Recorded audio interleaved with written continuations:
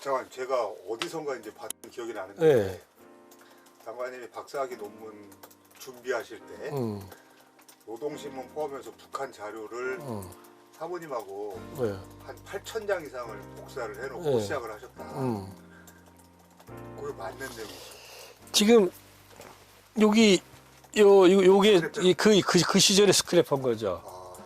이제 그거는 내가 이제 그 박사학위 논문 주제를 그 조선노동당의 구조 변화와 뭐 지도 사상과 구조 변화에 관한 연구 뭐 이런 거였던 것 있어요. 근데 조선노동당의 지도 사상과 구조 예. 변화에 관한. 근데 지도 사상 주체 사상은 뭐 어느 정도 이렇게 뭐 책을 보면 알잖아요. 알고 그럴 수 있고 물론 그 이 변화 과정 같은 건 좀 이제 더 정밀히 살펴봐야 되지만 근데 구조 변화라는 거는 북한 노동당의 권력 구조라는 거는 그 뭐 예를 들어서 그 현재 그 시기 뭐 1990년대 딱 잘라서 본다 그래가지고 볼 수 있는 게 아니잖아요. 뭐 그것도 그 짝 잘라 보는 것도 어렵지만 그러다 보니까 시계열적으로 변화를 봐야 되는데 방법이 없는 거예요. 방법이 없어가지고 처음에는 이제 내가 지도 교수는 장을병 선생님이었지만 내가 정말 장을병 교수님, 성대 총장했던. 근데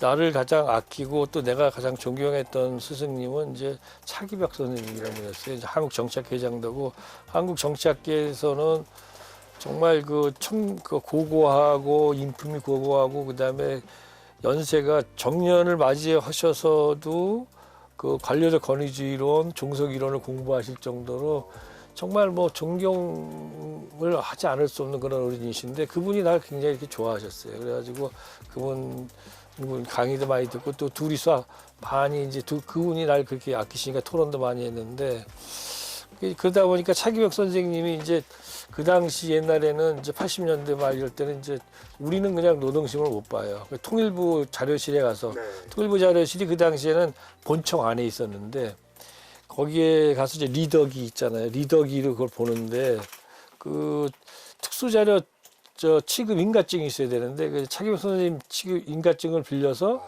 그걸 가져가서 봤지. 그때 이제 만난 사람이 정분이 사무관이지. 그 통일부의 정분이 그 정분이가 지금 이제 일반직이 됐지만 그 정분이 그때 사서였던 정분이가 연세대학교 도서관학교 졸업하고 사서로 들어왔고 나는 이제 대학원 생으로 이제 그때 만났던 기억이 우리 인연이 이제 그때 이제 그랬던 이제 인연이 있는데 그래서 근데 그거를 몇 장 볼 수가 없는 거예요. 너무 어려워. 그게 이제 안 돼 그거 갖고 저기 보는 걸로 안 끝나잖아요. 그 다 필사해야 되는데 뭔 재주로 필사하겠어요. 그래가지고 고민하는데 이희욱 교수가 그 당시는 중서연구소 한양대 중서연구소 연구원이었어. 유세희 교수님이 중서연구소 소장이셨고 이제 내가 이제 이 한국정치연구회라는 그때 우리 좀 진보적인 그 연구자 모임이 있었고 그래서 이제 이옥은 이제 학교는 다르지만 이제 아주 동생처럼 아끼는 후배였는데 그러는 거야. 형 그거 우리 연구소 거기 그 지하 창고 가면은 노동신문이 여기저기서 기관들 이렇게 정부의 이제 어떤 그 뭐 공보처 이런 기관들이 이렇게 많이 폐쇄되고 막 바뀌었잖아, 직접 기관이. 그럴 때마다 그 기관이 없어지면 거기 갔다 놓은 거야. 그게 있다고. 거기서 그거를 좀 참고 가서 보면 어떠냐고. 그러길래 그때가 이제 90년, 91년 이때인데 그때만 해도 내가 아무래도 이제 연구자로서 조금 아직은 박사과정이지만 뭐 제가 북한 항일무장 투쟁 이런 걸 해가지고 좀 이름이 좀 있었잖아요. 그러니까 사람도 알고 그러니까 그래서 그 얘기 듣고 그래서 제가 이제 한양대 중수연구소 찾아갔죠. 그래서 중수연구소 이제 아는 분들이 많이 있으니까 그 중수연구소 건물 밑에 지하에 창고가 있더라고.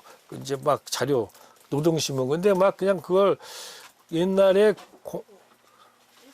그 공보처 이런 데서 그걸 갖다가 이렇게 이제 부처가 없어지거나 이럴 때 그걸 갖다가 다 어디 줘야 되는데 버리거나 그걸 아마 이제 유세희 선생이 아마 좀 이제 나름대로 영향력 있는 분이니까 거기 중서연구소로 준 거야. 그래가지고 근데 그게 그냥 막 여기저기 막 쓰레기처럼 널려 있는 거지, 막 통이. 그거를 내가 보니까 뭐 거의 그야말로 이제 노다지를 발견한 건데, 거기서 50년대 일부 있고 60년대 쫙 있어요. 50년대도 일부 있고. 그래서 그걸 갖다가 이제 보는데, 보고 이거 다 필사할 수가 없잖아요. 그래서 복사돼야 되잖아. 근데 그래서 복사를 사실은 이제 하는데 하루에 한 10장, 20장도 하기 어려운 거야. 이게 복사기도 망가지고 또 그다음에 남 눈치 보고 올라가서 또 그 연구소 가서 그러니까 안 되는 거야. 그래서 머리에서 이제 좀 이제 꾀를 냈죠. 그래서 이제 내가 이옥 이제 교수하고 그 당시는 이제 연구원이지만 희옥이랑 이제 상의를 해가지고 내가 그러면 그 중수연구소에다가 지금 창고에는 지금 노동신문이 막 그냥 이리저리 헐버려져 있으니까 이 노동신문을 내가 다 정리해 주겠다.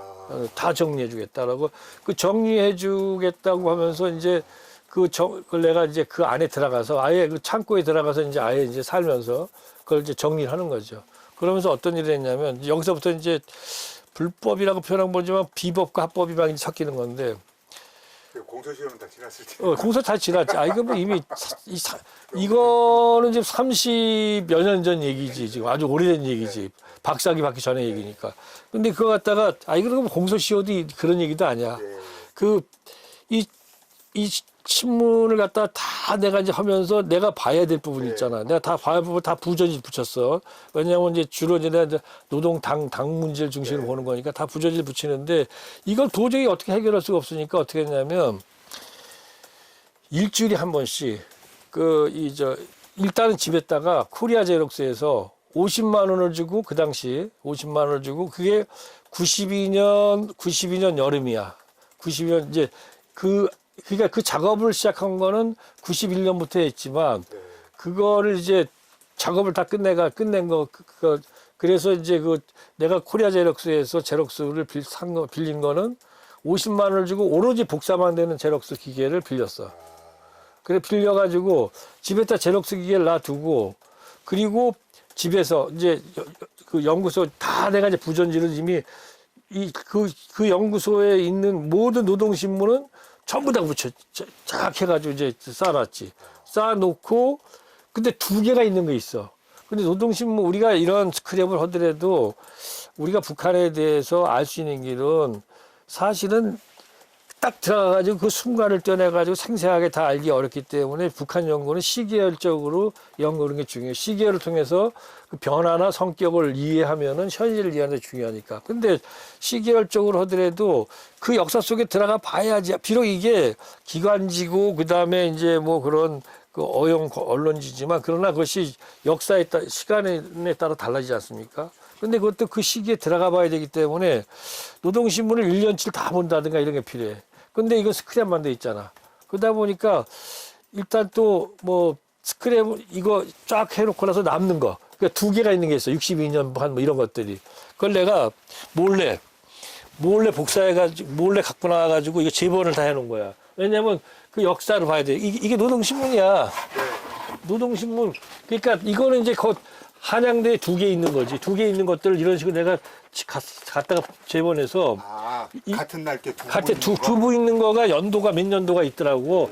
뜨문. 그래서 이제 뭐 69년이라든가 뭐 이런 식으로 여기 쭉 이게 있는 거 이제 이것도 이제 하나 만들어 놓고 그 다음에 이제 일단은 이제 이건 뒤에 이기고 쫙 쌓아놓은 다음에 일주일에 한 번씩 일요일 날 그 이제 거기 한양대 중수연구소 건물에 가가지고 이옥 교수가 이제 열쇠를 나한테 줘서 내가 열쇠를 따고 들어가가지고 지하 창고 들어가서 일주일치 할 수 있는 만큼의 노동심을 갖다가 갖고 나와서 그때는 이제 옛날이니까 차가 없잖아요. 근데 우리 매영하고 그다음에 박기상이라는 이제 후배가 같이 대학원을 다녔던 후배가 차가 있었어.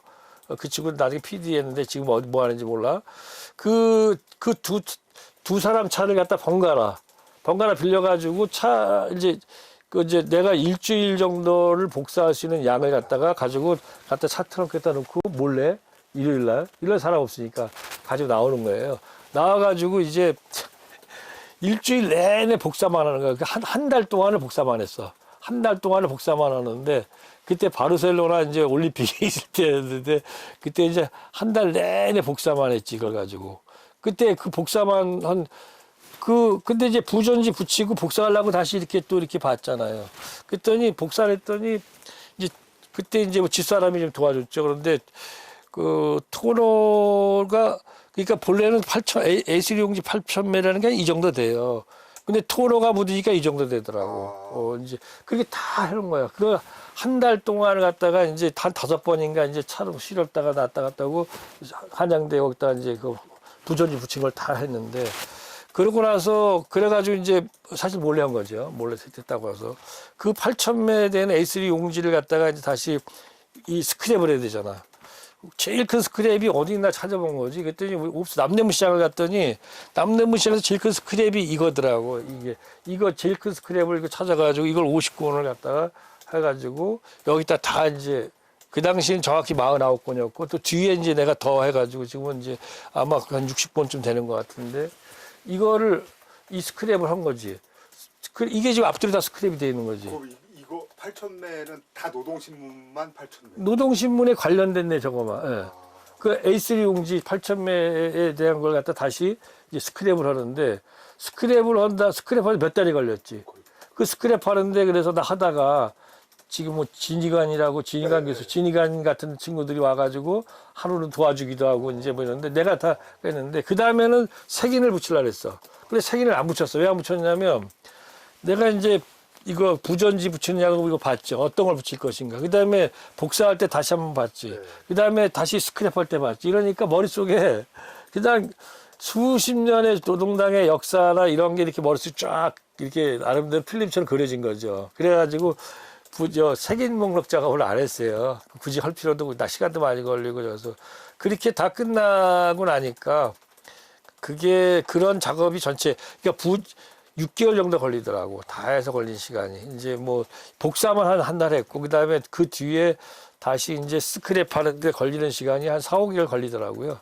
그래서. 그러니까 복사하고 스크랩하고. 그거만, 그 전에 이제 이건 다 부전지. 그리고 내가 근데 그래서, 이거 참 슬픈 얘기를 하나 해야 되는데 한양대학교 중소연구소고 한양대학교는 그래도 우리나라에서 그 정말 명문 굴지 대학이고 북한 연구나 뭐 이런 연구를 한다면은 사실은 뭐 그런 데에 있는 학생들이 하지 않겠습니까? 이제 그럼에도 불구하고 뭐 연구라는 게 처음 북한 연구가 어려운 건데 내가 노동신문을 갖다가 깨끗하게 다 정리를 해가지고 써놨죠. 한양대학교 그 약속대로 다 몰래 빼서 보긴 했지만 그러고 나서 한 10년 정도 지난 다음에 한 10년 내가 그러니까 정부들 거의 10년 가까이 된다. 10년 정도 지난 다음에 정부들 하기 전인 것 같은데 하여튼 내가 다시 한양대학교 거기를 내가 해놓은 대로 한 걸 그대로 이렇게 내가 그 창고 일부러 들어가 봤어요. 그 방문하기 위해서. 근데 그 10년 사이에 누구도 안 봤더라고. 다 그대로 있다. 그래서 내가 그나마 이렇게 한 게 다행이다 싶더라. 그만큼 북한 연구하는 사람도 많지 않지만 북한 연구를 위해서 품을 파는 거. 그다음 사실은 지역 연구라는 거는 품을 팔아야 되는 거거든요. 그다음에 그렇게 찾아다니는 것이 그게 하나의 연구 방법론이에요. 그 다음에 이렇게 공부하는 건데, 그래서 그런 에피소드가 있죠. 그게 바로 이 스크랩이죠. 복사기는 완전히 뭐.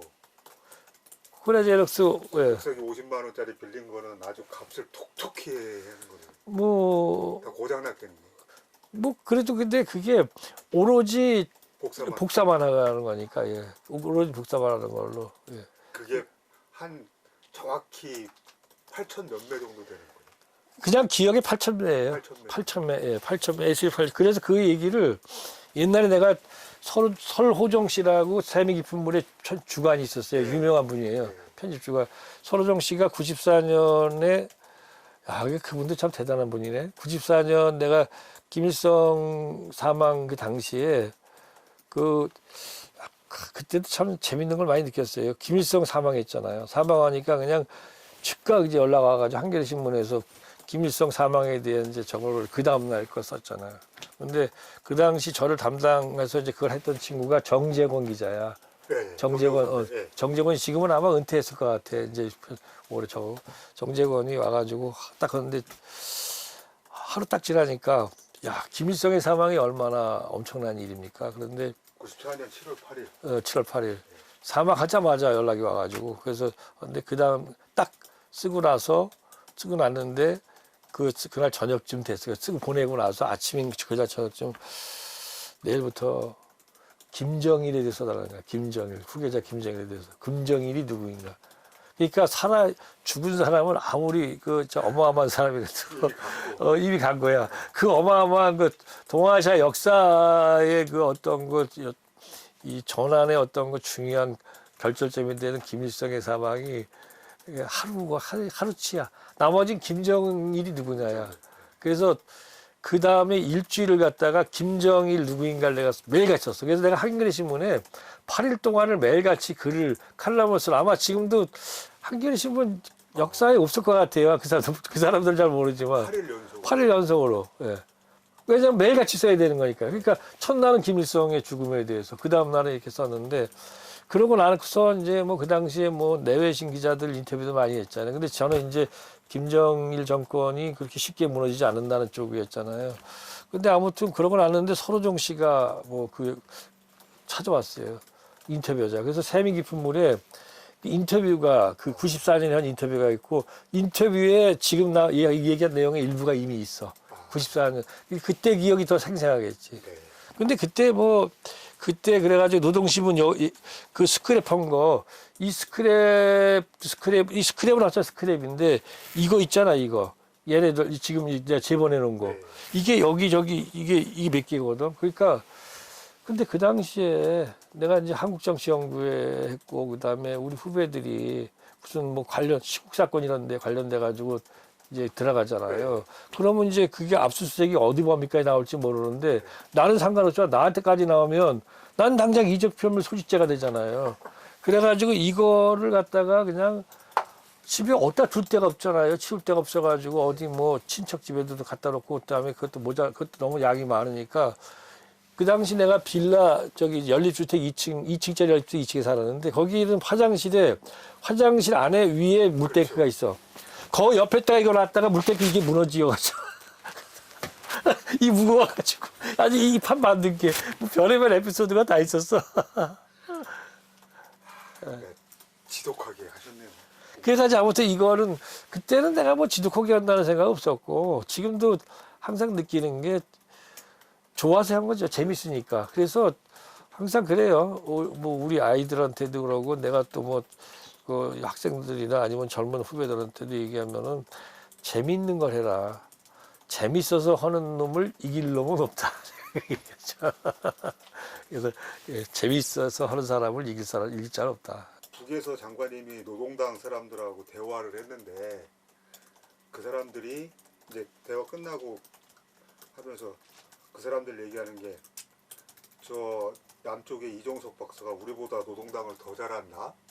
이런 얘기를 했다는 구절을 제가 어디서 봤는데 이게 약간 장관님을 이렇게 우상화시키는 발언일 수도 있는데 그건 잘 모르는데 다만 이제 몇 가지 에피소드는 있습니다. 그러니까 2000년 6.15 남북정상회담 할 때 제가 민간 특별수용원으로 이제 참 영광스럽게 뽑혀가지고 이제 갔는데 딱 내려서 그때 이제 저를 이제 안내하는 안내인이 있었고 또 같이 또 이렇게 이 안내인 옆에서 같이 하는 사람들이 있었는데 그 중에 그 당시는 이제 실장은 아니고 조평동 참사 좀 됐는데 통전선무죠 원동현 씨가 원동현 씨를 97년에 그 한국일보사가 주최하는 남북 해외 학자 학술 대회가 있었어요. 2차 대회인데 저는 1, 2차 다 참석했는데 거기에 그분이 나와서 그때 알았는데 그때 아직도 기억이 나죠. 그러니까 내려가지고 평양 순환공장 내려가지고 이제 고려 호텔 주암산 초대소 도착했을 때 그 언저리 아무튼 그 양반이 있었는데 날 보고 종석 선생 이제 현대 북한에 의해 다시 써야 되는 거 아니에요?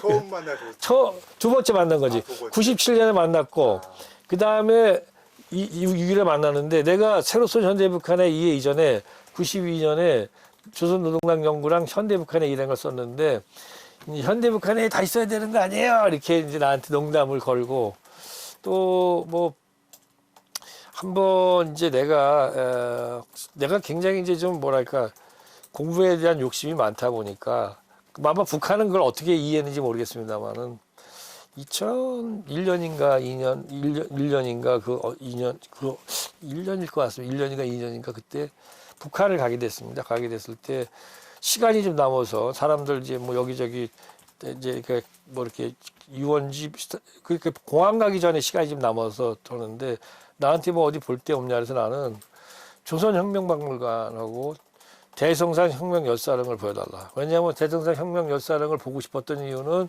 거기 가면 빨치산들 내가 모르는 네. 빨치산들 누가 있는지를 확인하기 위해 사실 가장 나 같은 게 북한 뭐 정권 연구를 했지만 그리고 이미 빨치산 연구는 끝났지만 그게 중요한 게 아니라 북한 김일성과 같이 북한 정권을 만드는데 역할을 한 자들이 누군지를 정확하게 확인하는 게 중요해서 가지고 그걸 했더니 거기서 그걸 해주더라고. 그래가지고 조선혁명박물관은 그날 쉬는 날인데 뭐 이렇게 특별하게 해가지고 거기 뭐 책임자도 나왔는데 보니까 뭐 이제 보니까 약간 틀린 것도 있더라고. 그래서 저건 뭐 내가 북한에 대한 자기들 시각 쓴 걸 내가 비판하거나 뭐 이런 건 결례잖아요. 그러니까 그걸 안 하고 다만 역사적 사실이 좀 팩트에 대한 거는 저건 좀 뭔데 했더니 가만히 듣고 이제 적지 그냥.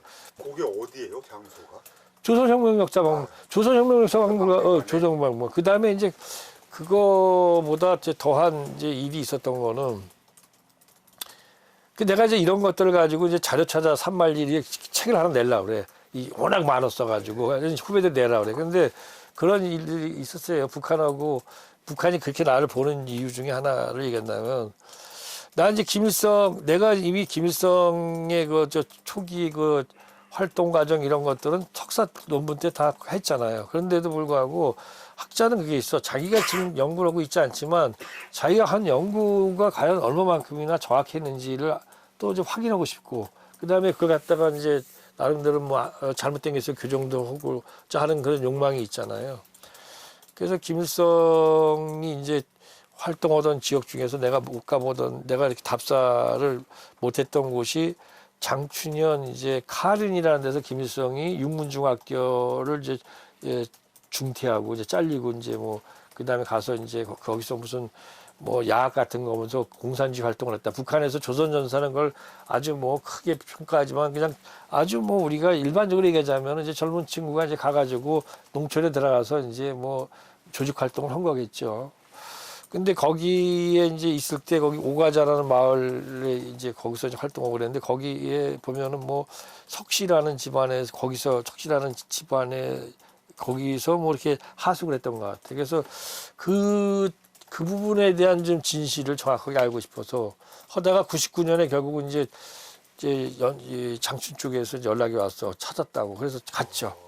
가가지고 사진 찍고 백학수 박사님이랑 같이 갔었는데 사진 찍고 다 했는데 가서 물어봤어. 보니까 그 집이 허물어졌고 석가래만 있더라고. 저 김일성이 조선전사에서 막 그냥 뭐 크게 막 이제 뭐 이렇게 서술하고 막 저건데 선전한 데가. 그래서 북한 사람들 언제 왔었습니까? 했더니 73년인가 하여튼 70년대 초반에 한번 오고 한 번도 안 왔다니까 그 사이에. 그러고 집 무너져 있고.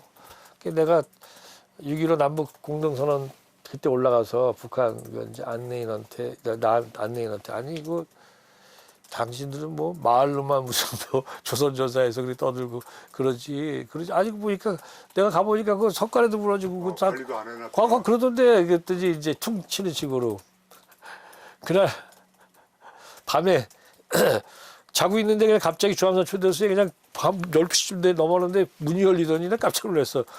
이런 그 건장한 젊은 사람들이 한 2명 들어와가지고 깜짝 왜 그러냐 그랬더니 진짜 무식한 놈들이 하여튼 사진 내 달라는 거야.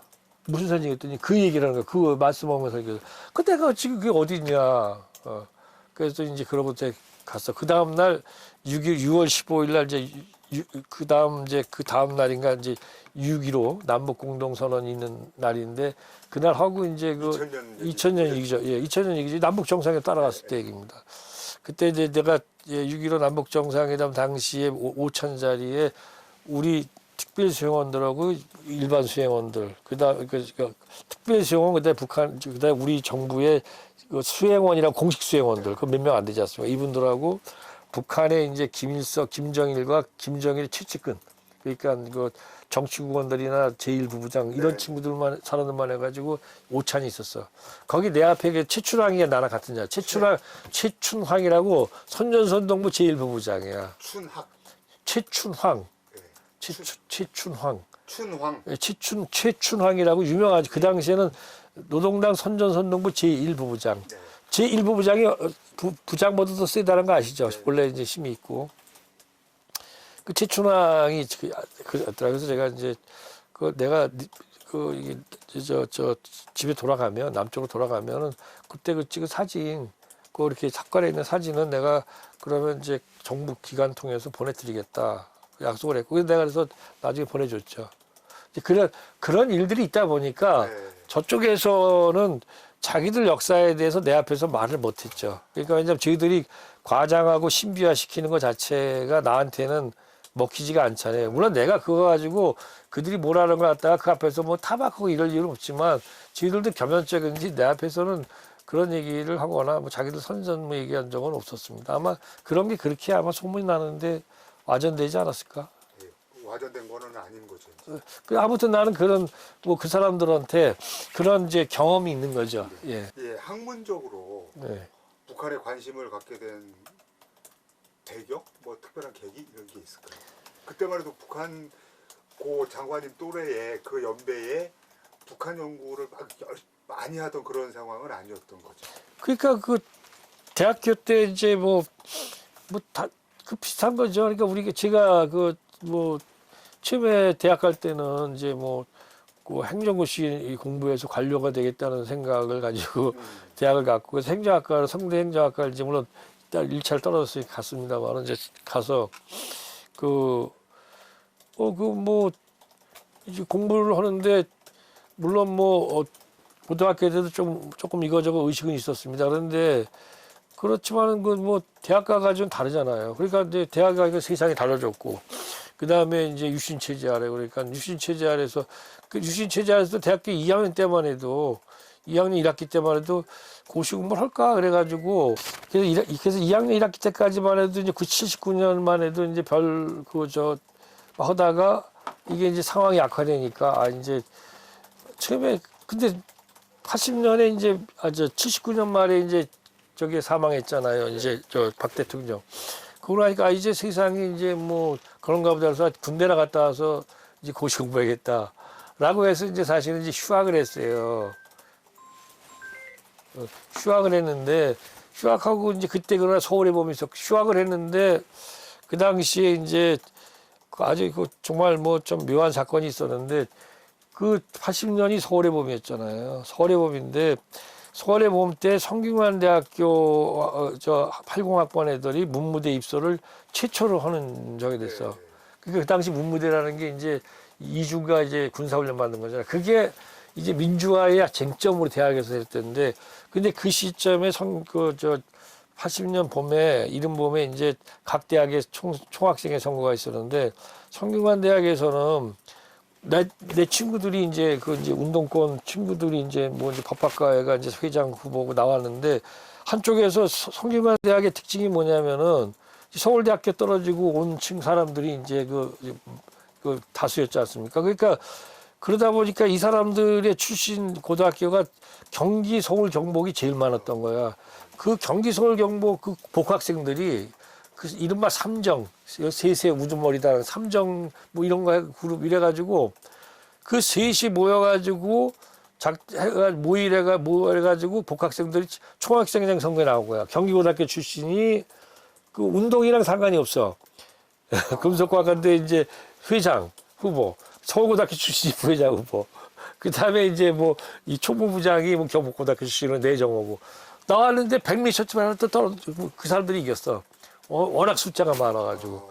근데 그 중에 이제 그 사람들 되고 나니까 이제 거기에 이제 또 복학생 선배들 중에 내가 아는 사람들이 있었는데. 요새 말로 하면 이제 비운동권이 됐지. 이기고 된 거고. 됐는데 세상은 운동권의 세상이고 세상이 돼. 그러니까 한 번 운동도 해보지 않은 선배들이 됐는데 이 사람들이 이제 운동을 안 하고는 안 되는 거야. 사회 분위기가 전체적으로 다 그리고 자기가 그래가지고 더욱이 성대 같은 경우는 그게 또 이제 또 그 강했던 데고 그러니까 그러다 보니까 이 양반들이 이제 자기들은 머리가 안 되니까 내 시골에 이제 군대 내가 영장까지 받아놨어. 영장까지 8월달 영장까지 받아놓은 상태인데 논산에 그 상태에서 선배들이 이제 이제 날 찾아온 거야. 그래가지고 야 너 오빠 빨리 올라와라. 지금 사람이 없다. 너래 도와달라. 근데 성대에서는 이제 그런 이게 비운동권이니까 이걸 협조해야 되냐 말아야 돼서 설왕설래가 있잖아요. 근데 나는 뭐 옛날이나 지금이나 민의에 뽑히면 이렇게 이런 입장. 그러니까 도와줘야 된다고 생각해가지고 그때 내가 휴학생 입장에서 성균관대학교에서 나오는 모든 성명서를 내가 다 썼고 그다음에 이제 뭐 이제 그야말로 이제 여간 이제 선배들이랑 다 연행 저거니까 체포영장이 떨어진 상태니까 이제 몰래 다니면서 그 계획을 갖다가 세웠어요. 그래가지고 그러면서 내가 이제 사실은 본의 아니게 80년 소원에 보면 이제 성대에서 이제 개입이 돼가지고 그걸 했었죠. 그러나 이제 나는 이제 뭐 그런 계기를 통해 가지고 이제 나중에 이제 복학하고 나서 뭐 다시 돌아와서는 이제 이미 이제 뭐 고시 이런 건 다 이제 생각이 뭐 이제 다 할 수 있는 상황이 아니었잖아요. 오로지 나에게 선택은 그럼 나는 그러면 이제 다시 뭐 후배들처럼 그 당시 이제 애들 내가 81년에 복학을 82년에 복학을 하고 나니까 그 뭐 세상이 달라져 있잖아요. 그러니까 이제 거기서 내가 근데 애들 이제 내가 선배니까 이제 뭐 그래서 후배들이 그런 기억도 하죠. 김자의 오적 같은 거나 이제 MT 가서 읽어주고 같이 술 먹고 그다음에 뭐 술이나 사주고 이러는데 내가 노동운동 옛날에 딱 판이 두 개 딱 하나야. 애들이 대학교 4학년쯤 되면은 자기 이제 그때는 백골단위 학교 들어와가지고 어디야 그 옥상에 올라가는 문까지 다 막아가지고 시기 열지도 못해.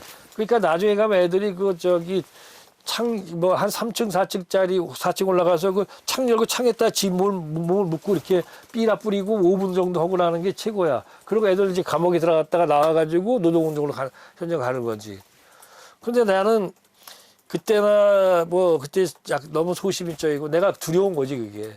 그래서 나는 사실은 이제 딴 거 할 게 없는 거야. 그러니까 이제 저녁 때는 이제 후배들 그런 운동하는 후배들 밥 사주고 운동권 주변에 있는 거지. 주변에서 놀다가 그러다가 뭐 어떡하겠어. 그래서 이제 나는 할 수 있는 게 낮에는 그렇다고 내가 뭐 이제 그 공부는 이제 내가 행정학이라는 건 내가 어렸을 때 이제 2학년 때 한국 행정을 한번 읽어본 게 없고. 그러니까 이제 도서관에 들어가서 이제 사회학 서적을 본 거지. 그렇게 복학하고 나서 그건 본 거지. 그러다 보니까 이제 꽤 많이 본 거야. 그래서 학교 사회과학 연구소에서 뭐 통일 관련된 뭐 저거를 논문을 갖다가 저걸 하더라고. 그거 이제 뭐 공부하더라고. 거기 근데 내가 응시했는데 그 사회과학 연구소가 이거 윤무식 선생이라고 이제 막스 웨버 그런 분이 이제 소장하시고 그래가지고 좀 상당히 이제 개방적인 데였어. 그게 내가 그때 내 기억에 내가 대학교 4학년짜리가 했는데 내가 1등을 하고 내가 그때 이제 소위 통일 문제를 가지고 썼어요. 근데 통일 문제 갖고 썼는데 그 내용이 주한미군 철수에 대한 얘기였어. 근데 주한미군 철수가 왜 그때 가능했냐면은 얘기하는 게 박정희 대통령 때 그 주한미군 철수가 나왔잖아. 왜냐면 카트가 철수한다 그래가지고. 그래가지고 자주국방을 하고 미군 철수를 전제로 자주국방 계획이 나왔고 그때 주한미군 철수를 하면은 그래도 우리가 자주국방을 하고 그러면 양쪽의 위협인식이 동등화돼가지고 오히려 남북 간의 교력이 좋다라는 그런 논리가 나왔단 말이야. 그게 연세대학교 김달중 교수석금이 그런 논리를 폈어. 왜? 어차피 미군은 철수해야 되는 거니까. 그러니까 나는 그러니까 그들의 그 기존의 학자들이 한 그 주장만 갖고 저 대학교 4학년 때 논문을 써가지고 냈는데 한반도 평화통일에 대한 뭐 일고찰 하면서 거기에. 근데 거기에 내가 1등을 했어. 한반도 통일 문제에 대한 일고찰. 한반도 평화통일에 대한 일고찰. 그거 갖고 1등을 했고 학부생이 1등을 하고 박사생이 2등을 하고 석사생이 3등을 했으니까 내 친구들은 역시 이종석이가 뭐가 있다 이렇게 했을 거 아니야. 잠깐만, 뭐가 좋아. 그래서 그 당시 이제 내가 자동적으로 이런 걸 좀 할 줄 아나 보다. 근데 그 당시 대학교 때 그 뭐 이정식 교수 이런 분들이 신동아에 쓴 글 같은 거 이제 북한에 관련된 거를 서대익 소정이나 읽으면은 막 그래서 막 그 약간 흥분이 되더라고. 북한에 대한 이제 얘기 같은 거 저는 미지의 세계고 그래서 이제 그런 게 있었어요. 그런데 그럼에도 불구하고 뭐 기본적으로 그렇잖아요. 뭐 내가 공부하면 뭐 하겠어요. 전두환 정권 시절에. 그러니까 그래서 이제 84년 1월에 이제 2월 달에 이제 대학을 졸업을 했는데 그러니까 뭐 그렇다고 내가 이제 지금 얘기한 것처럼 노동 현장을 갈 만한 용기는 없고 그러다 보니까 금성사에 취직을 했어. 그 금성사를 내가 2년 반을 다녔어. 열심히 그것도 아주 훌륭한 사원으로. 근데 집사람이 항상 그래. 당신 공부를 하지 왜 다니냐고. 이제 그러다가 안 되겠다 싶어가지고 이제 나와가지고 공부를 이거 뭐 근데 이제 그때 약간 이제 그런 거에 취미가 있어가지고 공부를 하겠다고 했는데 그때는 한국 정치를 공부하고 싶었어요. 근데 근데 한국 정치를 하려면은 한반도 그러니까 한국 정치가 아니죠. 한반도 정치를 하고 싶었던 거죠. 한반도 정치를 하고 싶었고 그러기 위해서는 이제 일단 한국 정치를 온전하게 위해서는 당연히 한반도 전체를 알아야 되고 그러다 보니까 북한을 알아야 된다. 그래서 북한을 갖다가 공부를 하고 이것이 나름대로 되고 나면 한국 정치까지 하겠다. 어렸을 때 잘 모르고 그렇게 얘기한 거야. 근데 뭐 그래서 북한을 공부를 여벌로 일단 한국 정치를 위해서 한다고 갔고 북한을 공부하려고 하는데 북한 하다 보니까 역사를 모르면 김일성 항일 빨치산을 모르면 북한이 안 되더라고. 그것도 처음에 그런 생각한 게 아니야. 북한 정권의 성립 과정에 대한 연구를 석사 논문으로 잡았는데 하다 보니까 빨치산을 모르고는 안 되더라고. 그래서 북한 이제 항일 무장 투쟁을 갖다가 사실은 석사 논문을 항일 무장 45년부터 58년 북한 정권 성립사를 쓰려다가 북한 정권 성립의 전사를 공부하다가 그 전사가 석사 논문이 된 거지. 그게 북한 지도 집단의 항일 무장 투쟁의 역사적 경험에 대한 연구라는 석사 논문이고 그게 해방 전사 인식 5회 북한 지도 집단과 항일 무장 투쟁이라는 이제 소위 나를 갖다가 젊은 나이에 출세작으로 그거가 이제 사람들한테 굉장히 많이 입에 오르내렸고 와다르키 선생이 그걸 보시고 한국에 오셔가지고 날 찾았죠. 보고 싶다고. 예. 그런데 그런 것이 이제 그러니까 북한 연구라는 것 자체가 북한을 그렇게 남북관계 평화 문제에 관심이 있었고 그랬지만 워낙 그 시기는 암흑의 시절이니까 공부는 잘 안 했고 다시 공부를 직장 다녔다가 나와서 한다고 그랬을 때는 그냥 총괄적인 한반도 정치. 그러니까 한국 정치라고 보는 게 낫겠죠. 그랬는데 그걸 하기 위해서는 북한을 알아야 되고 뭐 이러다 보니까 북한 학문적으로 북한 공부를 해서 월북을 했는데 월남을 못한 거지. 그냥 거기서 머무른 거지. 그런 상황이에요. 네. 북한 연구자로서 학문적 기여라고 하면 이게 이제 김일성 항일 무장 투쟁에 대한 연구, 그다음에 조선 노동당 연구, 그다음에 북중 관계, 특히 한국 전쟁 이전에 국공 내전 시기의 북중 관계 연구, 요렇게들 꼽으시는 것 같아요. 크게 이렇게 표현해도 무리는 없는 거죠. 그렇죠. 그러니까 아니 뭐 남들이 그렇게 얘기해 주니까 내가 평가할 수 있는 건 아니지만 그래서 뭐 아무래도 이제 뭐 지금 말씀한 것처럼 뭐 항일무장 투쟁에 대한 연구가 뭐 이제 처음에 석사 때 이루어졌고 물론 그게 이제 북한 정권과 연결돼서 한 거고 말씀하신 것처럼 조선노동당 연구에 대해서는 공부하는 사람들 사이에서는 과분한 평가를 받았어요. 그 책에 대해서 지금도 그 책에 대해서는 그게 이제 북한 연구 전체 맥락을 갖고 이제 했고 그다음에 이제 말씀하신 것처럼 북중 관계는 뭐 물론 이제 그 한국 전쟁 이전의 그 북중 관계에 대해서는 제가 처음 이제 그런 식으로 밝혔는데 사실은 그 뒤에 북중 관계도 밝힌 게 없습니다 사람들이.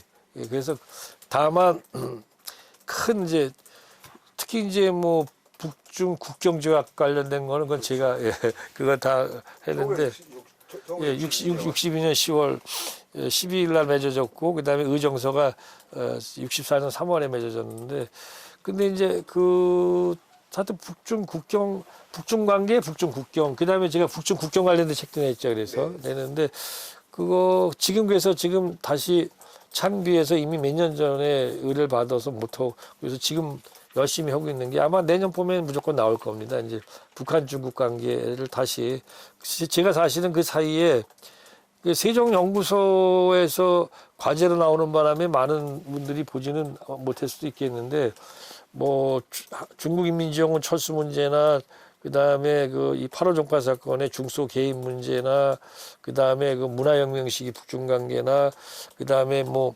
2009년 이후에 그 북중 관계 이런 걸 다 그다음에 이제 국경 저것도 그렇고 그 이 북중 국경에 대한 것도 그렇고 논문으로 크게 다 냈었어요.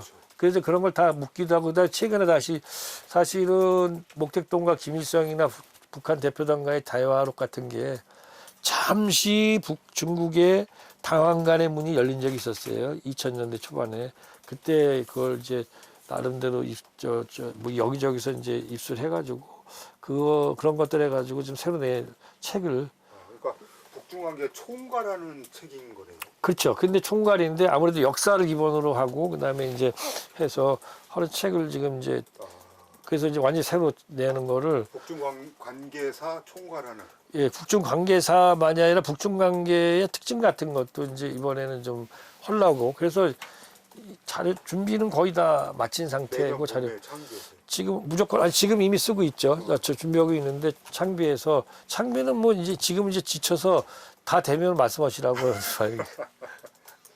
근데 하여튼 그래서 올해 그래요. 사실은 세종연구소 들어와 있으면서 후기에 한 4년 정도는 세종연구소 뭐 이렇게 뭐 어려우니까 이제 발전 사업 자구책 관련돼 가지고 뭐 제가 무슨 일을 맡았어요. 그러다 보니까 사실은 이제 집중이 그다음에 이제 사회가 또 요구하는 게 있잖아요. 사회적으로 요구하는 것도 되게 어려워서 올해도 뭐 이제 제가 은퇴하면서 이제 후배들이 기념 강연 뭐 이런 식의 거를 이제 추진을 하더라고요. 그래서 내가 미안하지만 고맙지만 지금 요즘 뭐 누가 기념 강연 하겠습니까? 요즘은 은퇴라는 게 어떻게 보면은 정년 우리 같이 연구자는 연구하는 작업 장소가 달라지는 거지 직업이 달라지는 건 아니기 때문에 할 건 없지만 자꾸 그래도 후배들이 아쉬워하는 후배들이 있어서 그 친구들한테는 제가 1년만 시간 더 달라. 내년에 하겠다. 그 이유는 뭐냐면 책을 한 권이라도 쓰고 특히 북중 관계는 꼭 쓰고 하고 싶어서. 예. 그러면 이제 6월 말일부로 퇴임하시고 여기 퇴임하시고 굳이 이제 직함을 얘기하면 세종연구소 명예연구위원. 그렇죠. 명예수석연구위원 기대는 거죠. 뭐 그냥 전통부 장관으로. 그러니까 세종연구소에는 이제 명예연구위원. 그다음에 이제 북경대학은 제가 이제 객좌 교수라는 장관은 그냥 계속 있는 거니까 타이틀이. 연세대학교 석좌 교수는 끝났고, 3년 끝났고. 그럼 북경대 석좌 교수. 혹시 중국 제가 얼핏 누구한테 듣기로 베이징대 가서 강의하실 본래 이제 김동길 교수가 가을에 강의를 하는 것 같아 그랬는데 지금 제가 정력 꽤 많고 그래서 내년 가을쯤에서 한번 가볼까 생각 중입니다. 일단 책을 한 2권 정도는 무조건 제가 지금 써야 될 게 4권이 있는데 4권이 있는데 그래서 그때 한 2권 정도는 써야 돼요. 출판사들이 엄청 닥달을 하고 있겠네요. 뭐. 아니 근데 2권은 닥달을 받는 거고 2권은 제가 쓰고 싶은 거 이제 그런 겁니다. 근데 이제 가장 가깝게 예약되는 게 내년 봄에 북중 관계사 예약돼. 그 다음에 사실은 그 통일을 보는 눈이 2012년에 개마공원에서 나왔는데 개마공원 사장님이 그거에 대해서 이미 오래전부터 근데 그 책이 너무 과분한 것 같아.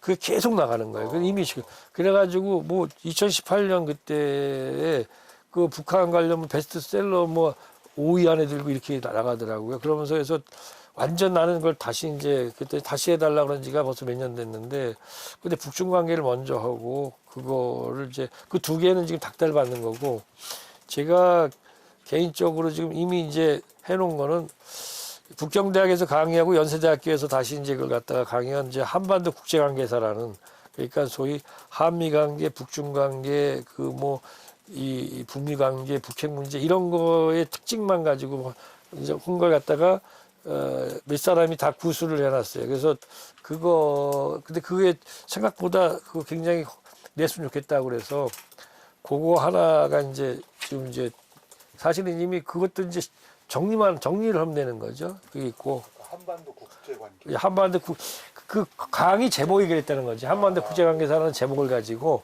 그러니까 이제 뭐 북중 관계나 이제 그 북미 관계나 그 다음에 한미 관계가 갖고 있는 특징 같은 거, 그 다음에 이제 북핵 문제, 남북 관계 특징 뭐 이런 것들 가지고 이제 구조화 시켜서 이제 만든 건데 그거가 하나 있고, 그 다음에 이제 아까 말씀드린 것처럼 어떤 뭐 발로 무슨 뭐 발로 한 공부 같은 자료 찾아서 제가 했던 에피소드가 그게 사실은 단순 에피소드가 아니라 연구랑 연결돼 있거든요. 그래서 그걸 가지고 내는 거. 근데 지금 그 후배들은 그 책이 재밌어. 그게 자기들한테 유익할 거라고 그래요. 그렇죠. 공부하는 사람. 그래서 재미있을 거라는데 어떨지 모르겠어요. 그래서 오늘도 아까 이제 그 일부가 앞에 얘기가 됐지만 그런 식의 얘기들을 하고, 그래서 지금 책 4권이 지금 뭐 2권은 그렇게 지금 닥달 받고 있고 2권은 제가 좀 그래서 지금 그러다 보니까 이제 한 2, 3년은 좀 이제 뭐 책 쓰는 거에 주력을 해야 될 것 같습니다. 근데 훨씬 집중력은 높아지는 것 같아요. 왜냐하면 연구실에서 나와서 컴퓨터를 치면은 여러 일들, 여러 가지 관련된 일과 이런 것들이 같이 오버랩 되니까 집중이 안 되는데, 그래도 어쨌든 간에 정년이라는 게 저한테 좋은 거는 집중할 수 있다는 거. 그 점에서 좋은 것 같습니다.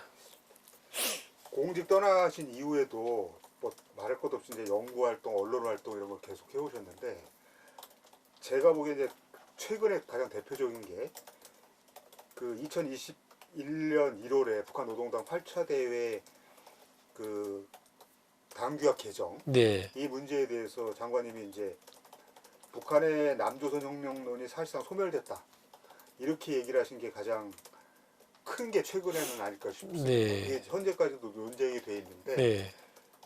이게 현재까지도 그때 얘기 나오면서 장관님 비롯해 일부에서는 이제 북한의 남조선혁명론이 바뀌었기 때문에 우리도 그에 따른 변화가 있어야 된다. 근데 이제 또 다른 쪽에서는 북한은 전혀 변하지 않았다. 북한은 여전히 이제 남한에 대한 적화 통일 의사를 가지고 있다. 이 부분이 있는데 요거 한번 정리를 한번 좀 해주시죠. 예, 그거는 그런 거 제가 북한의 남조선 혁명론, 그러니까 기본적으로 남한 정부가 북한을 갖다가 자유민주주의 체제로 만들고 싶다라는 그런 어떤 그 소망, 뭐 희망, 그거 갖고 있죠. 북한은 남한이 공산주의화 됐으면 좋겠다는 생각을 갖고 있겠죠. 그거 이제 문제는 그런 생각이 중요한 게, 희망이 중요한, 그런 나름대로 희망이 중요한 게 아니라 그걸 할 능력과 전략이, 그 능력에 따른 전략책을 갖고 있냐는 게 중요한 거잖아요, 사람은.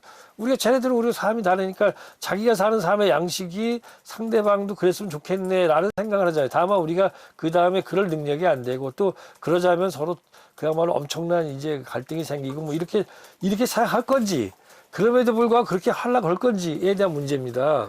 우리가 얘기를 갖다가 좀 조금 정리를 해야 돼, 구별을 해야 되는데, 제가 북한이 남조선 혁명론을 이미 폐기했다고 말한 게 그 노동당 규약지를 보고 얘기한 것이 아니라, 저는 벌써 오래전부터 북한이 그런 쪽으로 가고 있고, 북한이 이러저러한 증거를 볼 때 남조선 혁명론은 사실상 폐기했다라는 얘기를 몇 년 전에도 했습니다. 그랬더니 사람들이 저한테 얘기한 게 뭐냐면, 네가 아무리 그런 증거를 대도 북한이 노동당 규약에 그런 그야말로 전국적 범위에서의 반제 민주혁명을 갖다가 규정하고 있는 한은 그게 바로 남조선 혁명론 아니냐라고 얘기했던 거고, 과거에 뭐 이제 보안법 문제가 이제 이거 고쳐야 될 거 아니냐, 또 뭐 폐기해야 될 거 아니냐 논의 나왔을 때, 특히 이명박 정부 때에 나왔을 때 이명박 대통령이 하신 말씀이 기억이 나요. 북한의 노동당 규약이 살아있지 않냐라고 했던 말. 그때 그분들도, 많은 분들이 저의 의견이나 전망에 분석에 반대하는 분들의 핵심이 뭐였냐면 노동당 규약이 바뀌지 않았다는 거였어요. 저는 노동당 규약을 가지고 증거를 삼은 게 아니고 그 전에 북한이 해온 행태나 북한의 정책을 보고 얘기했단 말이죠. 그런데 마지막 노동당 규약도 바뀌었기 때문에 끝났다. 저는 자 노동당 규약도 바뀌었다 이렇게 얘기하는 거고 그동안 노동당 규약을 봐라. 북한이 남수혁명을 포기하지 않았다라고 말하는 사람들은 꼭 다시 자기 말을 갖다가 뭐 어떻게 어떤 형태건 간에 지금 그걸 바뀌어진 거에 따라서 여전히 남수혁명론이 살아있다고 얘기하려면 그거를 증거를 대줘야 되잖아요. 그런 입장인 거죠. 그러다 보니까 이거는 사실 간단한 문제예요. 복잡한 것도 아니고. 그리고 제가 남조선혁명론을 폐기했다고 얘기하는 거는 북한이 노동당 규약을 바꿨다라는 거는 아주 지엽적인 그런 증거에 불과한 것이고, 그건 제가 앞에 다양한 북한의 행동이나 정책의 어떤 이 전개 과정에서 제가 분석했던 거를 나름대로 입증해 주는 거에 불과한 거지. 그건 아니잖아요. 황 선생도 알다시피 내가 남조선혁명을 폐기했다고 얘기하는 것이 그 규약 보고 얘기하는 게 아니잖아요. 그 전부터 얘기했고. 그러니까 이게 우리가 근데 폐기하고도 그런 얘기하는 걸 하려면 그 사람들이 거기에 대해서 얘기를 해야 돼. 이 폐기 아닌 다른 걸로. 그리고 지금 그거에 대한 또 하나의 증거가 북한이 과거에 우리 민족 제일주의 중심으로 해가지고 전국적 범위로 얘기했는데 이제는 아예 노골적으로 김정은이가 물론 우리 민족이라는 말은 안 쓰는 건 아니지만 우리 국가 제일주의를 얘기하고 북한 사회주의, 북한 자기들만을 생각하고 이거는 지극히 당연한 거예요. 왜냐하면 남북이 통일된다는 건 자기들이 흡수된다는 얘기라는 걸 잘 알거든요. 그러니까 우리 국가 제일주의가 2019년부터 아주 본격적으로 나오기 시작했고 이런 것들이 또 하나의 증거가 되잖아요.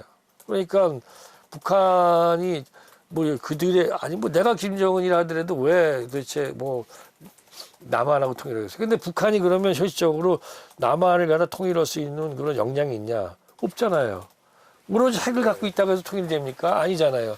핵을 갖고 있다고 남침할 수 있는 건 아니죠. 그렇지만 자꾸 핵이라는 능력을 갖고 있지만 혁명을 성공시키기 위해서 가장 중요한 건 사람입니다. 근데 북한 사람들도 압니다. 전부터 늘상 내가 그런 얘기예요. 옛날에 서대기런 기자들이 저한테 와가지고 뭐 서대기런 그거 90년대 말이 한 2000 초반 같아. 북한 자기들 한 100명쯤 해가지고 북한을 갖다가 이렇게 뭐 가서 취재하고 싶다 뭐 이런 얘기도 하고 그래. 너희들이 한 100명 판문점에서 가기 시작해서 저기 낮은 선봉까지 쭉 취재하고 가면은 북한이 어마어마하게 달라질 거다. 충격받을 거다. 북한은 그걸 받을 수가 없다. 너. 근데 그때도 그 얘기를 했어요. 다시 말해서 체제가 우리가 지금 중국 공산당 중국조차도 중국이 무슨 뭐 지금 미국에서는 중국 공산당 뭐 다시 공산적인 공산당 야욕을 보이고 이런 얘기를 하지만 지금 중국이 저렇게 성장하고 있고 중국이 하는 이유가 뭐냐면 시장 경제를 받아들여서잖아요. 공산주의 이념이라는 얘기를 하는 거는 너무나도 자본주의가 됐기 때문에 균형을 잡자는 얘기를 하는 거잖아요. 그러니까 쉽게 말해서 이미 사회주의는 공산주의는 체제 경쟁에서 이미 실패한 거란 말이죠. 북한하고 남한은 이건 이렇게 엄청난 정도의 경제력 규모와 그다음에 사람의 삶의 양식에서 차이가 있거든요. 내가 그래서 사실은 그거를 발로 쓰는 뭐 이렇게 그런 뭐 공부 이런 걸 갖다가 한번 발로 한 공부 이런 거 쓰고 싶어 하는 이유가 북한 사람들을 만나보면 알아요. 90년에 내가 만났던 북한 사람들은 나를 갖다가 그야말로 포섭하고자 하는 그런 행동을 보이고 그 다음에 95년에 만났던 사람들은 조금씩 이상해져. 이제 대면대면해지고 조심스러워져. 97년부터 내가 만난 사람들은 2인 1조가 아니면 날 만나질 않아요. 그들이 오히려 그 두려워하는 모습 그런 걸 어떻게 보면 나의 공부 30여 년의 시간이라는 거는 어떻게 보면은 그 학자로서의 기간은 북한 사람들 내가 처음 만난 게 91년이에요. 그리고 91년. 만나서 그들 접촉하면서 느낀 거, 탈북자, 그 다음에 내가 공부하면서 한 것들, 그 다음에 내가 여러 가지 이걸 다 해가지고 그런 결론을 내린 거고, 그 결론을 내린 거는 내가 이미 2010년 정도 전후에 이미 내가 남조선 혁명론을 포기했다고 얘기하는 걸 꽤 됐습니다. 예. 그리고 노동당 규약은 그걸 갖다가 증명할 뿐이에요. 그러니까 그분들이 아니라고 하는 분들이 증명을 해야 돼. 나는 그걸 갖고 얘기한 게 아니겠잖아요. 근데 북한이 드디어 그걸 한 거지. 남조선 혁명론을 뺀 거죠. 규약에서.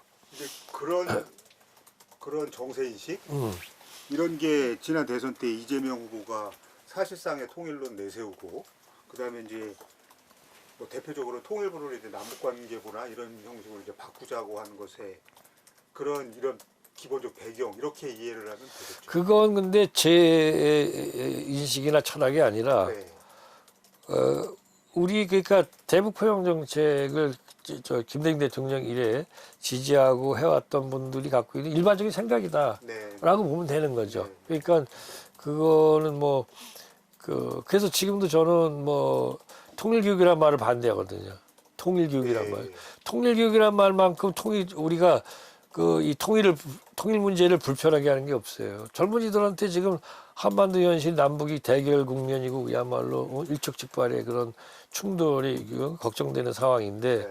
그 속에서 통일을 얘기하니까 아이들한테 이게 옵니까 머릿속에 평화교육이 되는 거잖아요. 네. 평화 없는 통일은 또 사실 무슨 뭐 사실 불가능하잖아요. 뭐 수통일이라는 걸 제한다면 수통일은 현재 뭐 우리가 전망하는 범위 시간 내에서는 오기 어려운 것이고 그래서 그런 점에서 우리가 가지고 있는 일반적인 즉 이 포용 정책을 갖다가 지지하거나 이제 그걸 이론화시켰던 사람들의 생각이라고 볼 수 있겠죠. 제 생각이라기보다는. 예. 그런데 이제 포용 정책 하는 사람 중에서도 이 노동당 규약에 대한 북한의 남조선 혁명론과 관련돼서는 이게 차이가 그거는 이제 그거와 다를 수 있는데 그러나 이제 저희가 그거는 제가 학문적으로 본 거기 때문에 근데 그래서 그분들은 그 답을 해야 돼요. 네. 내가 나는 항상 학자들이 너무 구체적인 전망을 하면 안 된다고 생각하는 편이에요. 학자들이 점쟁이도 아니잖아요. 학자는 그러니까 우리가 기본적으로 이제 그렇다더라 무엇인 것처럼 보인다라는 첩보가 있어요. 첩보가 무엇이다라고 팩트가 되면 이제 정보가 됩니다. 정보. 그러면 정보와 정보, 팩트와 팩트를 연결하면은 그게 뭐가 되냐면 지식이 됩니다. 지식이 돼서 황방열 선생은 뉴스토마토의 선임 기자고 그 양반이 이 서울시 현역단장 됐고 오마이뉴스에 그야말로 그 저명한 기자였어. 그거는 몇 개의 팩트들이 연결돼서 되는 겁니다. 하나의 팩트만 갖고는 안 되는 거죠. 그게 난리지야. 그 다음에 그 난리지와 난리지를 다 연기하면은 그래 박렬이는 저래서 아마 미래를 어떻게 구성하면 좋을까라고 이제 예를 들어서 하나 내가 이렇게 미래에 대해서 이렇게 조언을 해줘. 위즈덤, 그 지혜야. 학자가 할 수 있는 거라는 거는 연구자가 이 북한 문제나 외교안보 문제에 우리가 할 수 있는 거는 난리지부터 해야 된다. 무슨 어서 정보 얻어가지고 그걸 가지고 떠들어대면 안 되는 거다. 근데 요즘은 너무나도 이제 언론에 자기 이름을 알리기 위해서 너무 그것도 안 맞아요. 북한 핵실험이 그게 언제 일어날지 그건 다만 북한은 핵실험을 할 수 있는 조건이 돼 있기 때문에 언제도 이상하지 않은데 그걸 갖다가 그냥 수십 번을 예측하고 틀려도 괜찮아. 그래도 한 번 맞으면 그 사람이 그냥 대단한 사람인데 이게 지금 이제 우리가 학문이 오염돼 있는 거죠. 연구가. 그래서 그런 것들을 안 하기 위해서는 보다 더 공부를 천착하고 구조적으로 하고 그래서 지식과 최소한 지식 수준에서 얘기를 해야 된다. 그렇게 보면 내가 이 얘기를 하는 건 뭐냐면 북한의 노동당 규약조차도 그 폐기 자체가 연구자라면 폐기 순간을 가지고 얘기하는 것이 아니라 그 전후에 여러 가지 맥락을 갖고 분석을 하고 있었어야 된다라는 거죠. 예. 공직 계실 때하고 코로나19 기간 제외하고는 북중 접경지대 답사를 계속하신 걸로 제가 했죠. 알고 있는데 예. 이거는 어떤 의미로 좀 봐요? 이게 이제 처음에 북한을 공부하면서 아주 상식적인 질문들이 있잖아요. 그러니까 북한은 이제 협동농장 하다 보니까 이제 농민들의 생산 열의가 좀 덜하고 그러다 보니까 협동적 소유 부분이 소위 공유 부분에 대해서는 일을 안 하고 자기 집 터밭 30평이 있습니다. 거기는 열심히 갖고 와가지고 터밭에서 나는 농작물을 아주 엄청나게 기름지고 그 다음에 그 협동농장에서 나오는 거는 비리비리하고 이렇다 이런 얘기를 우리가 어렸을 때 엄청나게 잘 했잖아요. 정말 확인해보고 싶은 거지. 다시 말하면 북한에 대한 연구를 한다지만 내가 북한에 대해서 알고 있는 게 너무 적잖아요. 북한에 그야말로 공식 어쩌다가 옛날 역사 같은 경우는 이제 망명자들이나 탈북자들이 빼온 어떤 그 자료 또는 그들의 증언 그런 거. 근데 현재의 북한에 대해서는 더욱이 사실은 그냥 추측이죠. 공식문헌. 그 공식문헌을 통해 가지고 그 속에 이면의 진실을 알기 위해서 뭐 시계열 분석도 하고 별걸 다 합니다. 그렇지만은 한계가 있잖아요. 한계 극복하기 위해서는 하고 싶은 게 뭡니까? 일단 탈북자들 인터뷰도 해보잖아요. 근데 거기도 한계가 있잖아요. 가서 보고 싶잖아요. 그러니까 국경에 가서 정말 처음에 하고 싶었던 거는 북한 농촌에 그 농민들의 그 주택 그 안에 있는 터밭과 그 바깥에 있는 이 옥수수밭, 그 다음에 이런 여러 가지 그 농작물 경작한 거, 이 두 개를 비교하고 싶었어요. 그래서 망원경도 참 많이 샀어요. 최신형 계속 보려고 하고, 그리고 내가 찍어놓은 사진이 그런 게 굉장히 많아요. 그런 이제 갈증이죠. 근데 그 갈증은 결국 못 풀었어요. 왜냐하면 그게 쉽게 보여지지가 않아. 그렇게 그러나 이제 그러면서 이제 북한의 많은 이제 그게 처음 한 번 봤을 때는 그냥 항상 평화로운 북한의 농촌 마을이 보이지만 그게 몇 년 쌓이면서 보니까 이제 변화가 있는지 어떤지가 보이면서 그게 굉장히 중요한 나한테 이제 자료로 주어지고 그랬는데 아무튼 처음에는 그런 것 때문에. 그럼 그런 답사의 의미로 공부의 의미로 처음 가신 게 몇 년도예요? 96년에 처음 갔죠. 91년에 갔을 때는 제가 그냥 그 홍콩 통해서 학회, 고려 학회 그것 때문에 가서 그때 처음 돈문이죠. 돈문에서 북한을 바라봤지만 그때는 답사의 개념을 아셨죠. 그러다가 95년에 준비를 해서 96년 3월 달에 제가 이제 그때는 이제 국경 답사한다는 건 위험한 일이었습니다. 그래서 제가 이제 연구소에서는 양우철 박사님, 그 다음에 백학수 박사님, 제가 이제 기획을 했습니다. 그래가지고 양우철 박사가 어느 이제 중소기업의 사장, 그 다음에 백학수 박사님이 전무, 제가 상무, 이렇게 이제 뭐 저걸 명함을 파가지고, 그리고 이제 이 연변에 있는 이제 우리가 이제 잘 아는 교수가 이제 중간 하나 넣고, 근데 국경을 다녀본 사람 아무도 없어요. 제가 다 이제 그거 보고 지도 보고 했는데. 회사원으로 해서 가신 거군요. 그렇죠. 그래가지고 도요타 랜드크루즈를 빌려서 거기서 그래가지고 그 당시에 연길에서 출발해가지고 그 이제 뭐 그 삼합이라고 휘령 앞으로 들어가서 그래서 저기 두만강을 쭉 따라가서 답사하고 압록강 그 당시에는 뭐 이 장백현, 중국의 장백현에서 린장이라고 가는 지금은 밑에 지금 이제 아스팔트 도로가 있지만 그게 없고 고원지대를 지나고 해가지고 그 당시에 이제 거의 한 8박 정도, 8박 9일 한테 그 정도 열흘 가까이 열흘 채 안 됐습니다만 해가지고 단동까지. 그때 근데 국경을 다 보진 못하죠. 왜냐 그때는 이제 못 보는 데도 있겠지만 최초의 답사가 그때 처음 했고. 그 연구소 분들은 그렇게 세 분. 예. 그리고 그해 여름에 다시 또 가고. 예. 근데 그런 게 가능했던 건 지금은 세종연구소가 이제 경제적으로 어렵고 그렇습니다만은 세종연구소가 제가 들어왔을 때는 참 그런 지원이 많았습니다. 그래서 1년에 한 번씩 9박 10일 동안 해외 출장을 연구소가 지원을 해서 갈 수 있었고 나는 그 갈 때마다 답사를 가거나 아니면 이제 책을 사러 갔죠. 책 사고 답사하고. 그런 것 때문에 이제 제가 세종연구소가 저한테 굉장히 고마운 존재였고 그 답사를 계속 했던 거죠.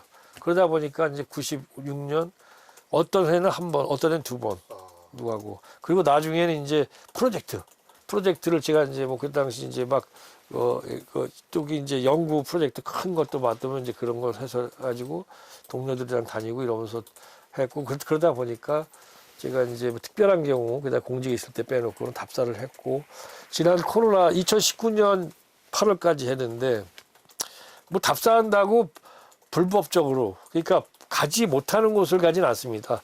항상 합법적으로 관광할 수 있는 곳이지만 그런 곳들을 이제 워낙 많이 이제 알고 있고 답사를 그렇게 오래 했어도 최근까지도 못 가본 데가 있었고 그런 데 가는 것도 있고 왜냐하면 그만큼 국경이라는 데가 가기가 어렵고 그다음에 또 막아놓은 데도 많고 지금도 막아놓은 데가 많죠. 관광할 수 있는 데 답사란 이거 꼭 얘기하고 싶어요. 그러니까 답사라고 해서 그야말로 몰래 남들 다니는 게 아니라 중국과 북한 국경 일대지만 거기는 도시나 이런 곳이나 아니면 뭐 길도 그렇고 다 합법적으로 관광할 수 있는 곳만 다니도 우리가 답사할 수 있는 거죠. 예. 그러나 그러려면 이제 나름대로 상당한 노하우가 이제 축적이 돼야 되는데 2019년 8월이 마지막이었고 이제 뭐 이거는 쓸 건 아니지만 올해 지금 이제 준비를 하고 있어. 근데 올해 처음 이제 하는데 적이 없는 거야. 그러니까 누가 나한테 프로젝트 후배들이 이제 막 가자고 그러고 후배들이 만들려고 그러는데 저도 저번에 한번 전화 드렸어요. 내 이름 석자가 들어가면 안 되는데 근데 내가 이제 근데 9월 달에 9월 20일부터 26일에 근데 그래서 내가 황한테 얘기를 해야 되나 말아야 되나 얘기를 하셔야죠. 이재훈이는 가기로 했어. 저도 9월 20부터 26일. 20일. 그래서 이재훈 가서들은 마음대로 써도 되니까. 왜냐면 이번에는 우리가 개인으로 가는 거니까 네. 내가 다 설명해주고 서러우면서 자기 갔다 와서들 이제 다 그걸 기사화 시키겠지. 네. 그래서 오면 내가 얘기하려고 지금 가야죠. 갈 거지 가겠지. 그래서 내가 그래서 최은주가 지금 거기 있는데 네. 그래서 이번에는 개인 어차피 그때 개인 이거 보고 가겠다는 사람들이 너무 많아서 그래서 한 하여튼 5명 정도 안에서 해가지고 20부터 26이요? 9월 20에서 26. 그러니까 20부터. 그거 확정됐어 그거. 알겠습니다. 그래서 6박 7일로 왜냐면 조금 빡센데 너무 길게 다녀올 수도 없고 그다음에 지금 뭐 굳이 못 가게 하는 데를 갈 이유는 없고 그렇죠. 가게 하는 데만 해도 얼마 전에 압록강 중심으로 이제 보고 두만강 쪽은 많이 막아놨기 때문에 그냥 도문이나 방천은 갔다 오지만 이거 합법적인 데만 보는 거야. 이거는 빼는 거예요. 네네. 그런데 통보를 해줘야 될 것 같아서. 네. 예. 처음에 가셨을 때 이 회사원으로 명함파 가지고 가고 예. 그럴 때는 그때는 뭔가 사실 스릴 그때는 있게 이제 이제는 말할 수 있다. 지금은 그렇게 안 하지만 그때는 그럴 수밖에 없었어요. 이 윤석열 정부도 그렇고 이른바 이제 보수 정부 쪽에서는 북핵 문제에 대해서 중국이 자기 책임을 방기하고 뒷문을 열어주고 있다. 그게 이번 윤석열 정부에서도 뭐 사실상 거의 내놓고 반중 정책을 하는 명분 이렇게 삼고 있습니다. 이런 논리는 어떻게 봐야 되겠어요? 근데 그 논리가 맞지가 않아요. 팩트랑. 네.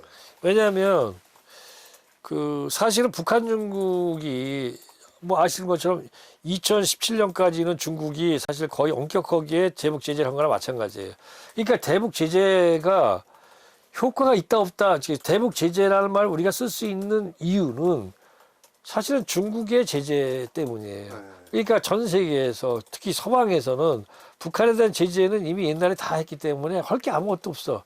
북한에 대해서 제재를 했을 때 영향을 미칠 수 있는 거는 북한과 교역 관계를 갖고 있고 경제 문제를 갖고 있는 중국밖에 없어요. 미국은 아무것도 할 수 있는 게 없어요. 이미 2000 뭐 내가 정부에 있을 때도 미국과 중국, 북한 사이는 경제가 전혀 없었어요. 지원도 없었고 뭐 협력도 없었고 우리 남북 경협조차도 남북 간에도 2010년에 그 5.24 조치로 다 끝났잖아요.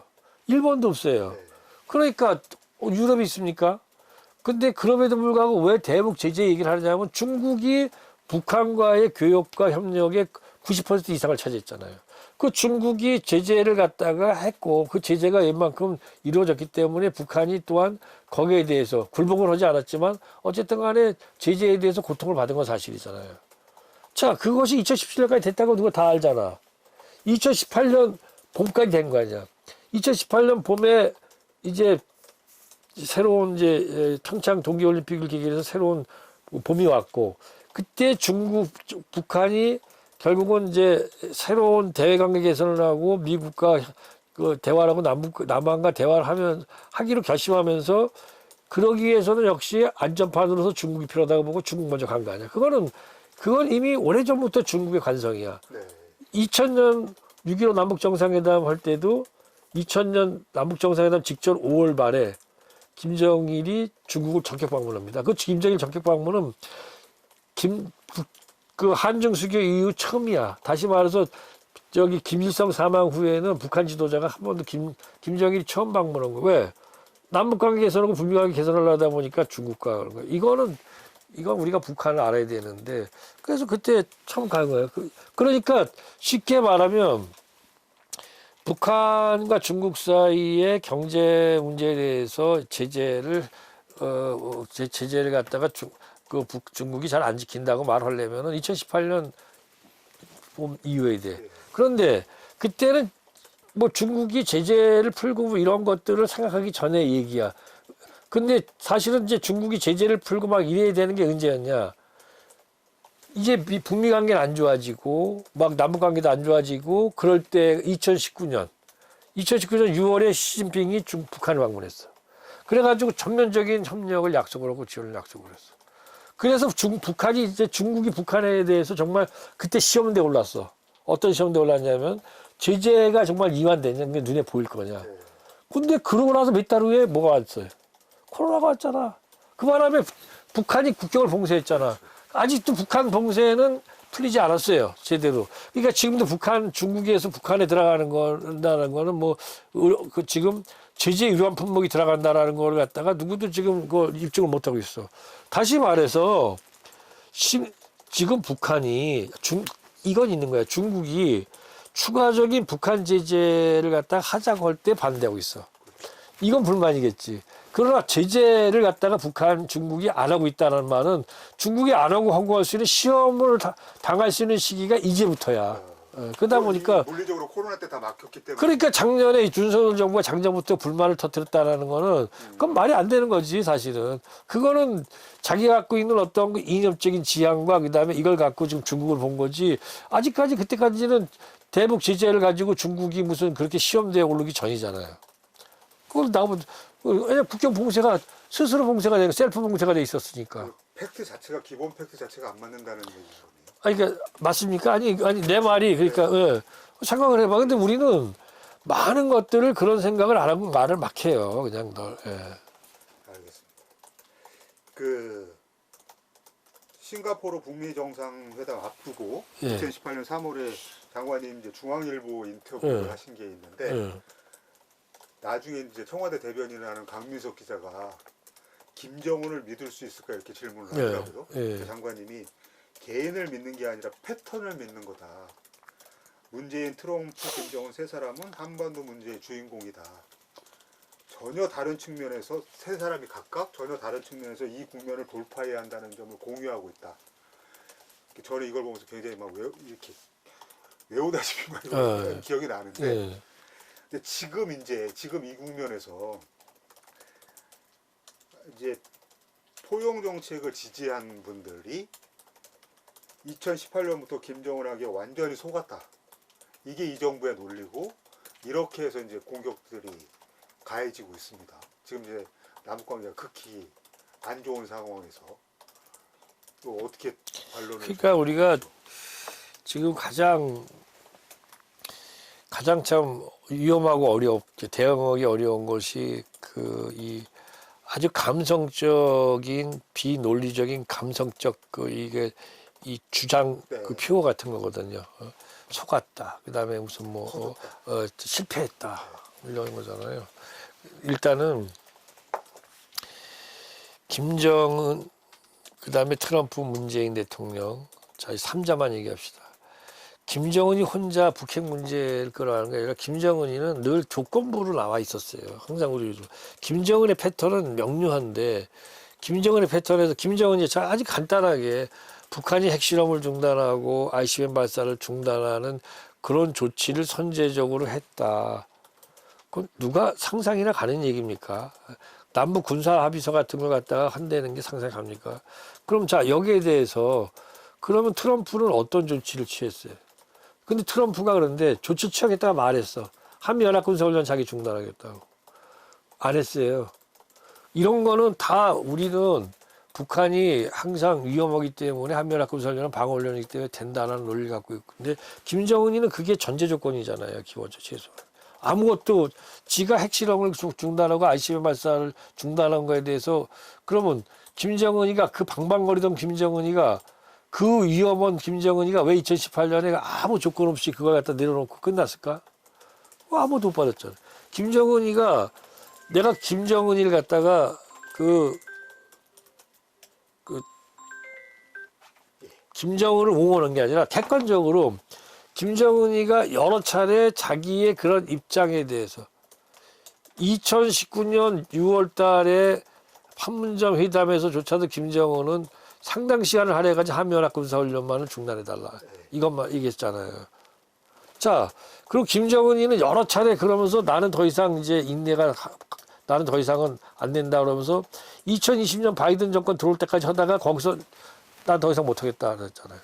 근데 속았다고 말을 내면 김정은이가 예를 들어서 속을 행동을 해야 되는 거잖아요. 김정은이는 조건부로 나온 상태에서 못 받았다고 생각하는 것이고 그리고 공개적으로 했고 그러면 트럼프는 어떻게 미국은 뭘 북한한테 줬는가 우리 사실 정확히 봐야 되잖아요.